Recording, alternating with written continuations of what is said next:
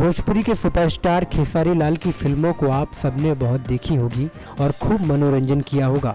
दरअसल खेसारी लाल की भोजपुरी फिल्मों ने 2016 में जमकर धमाल मचाया है और इसी कड़ी में कई फिल्में हैं जो आप सबके लिए आने वाली हैं।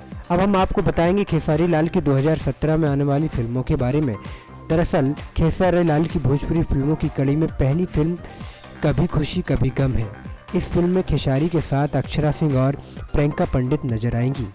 यह फिल्म 2017 की शुरुआती दिनों में आने वाली है। फिल्म आने के दिन और तारीख निश्चित तो नहीं हुआ है। दूसरे नंबर पर है खेसारी की फिल्म दिलवाला। बता दें फिल्म के गाने को बेहद पसंद किया जा रहा है। फिल्म के निर्देशन में सतीश जैन है। फिल्म के मेन किरदारों में खेसारी लाल के साथ अक्षरा सिंह नजर आएंगी। खेसारी लाल की तीसरे नंबर पर आने वाली फिल्म मेहंदी लगा के रखना है। फिल्म के किरदारों में इस फिल्म में अक्षरा सिंह ना होकर के काजल राघवानी नजर आने वाली हैं। इस फिल्म के निर्देशक रजनीश मिश्रा है। फिल्म मेहंदी लगा के रखना की शूटिंग उत्तर प्रदेश के सुंदर स्थानों पर की गई है। अब देखना ये होगा कि इस फिल्म को दर्शक कितना पसंद करते हैं।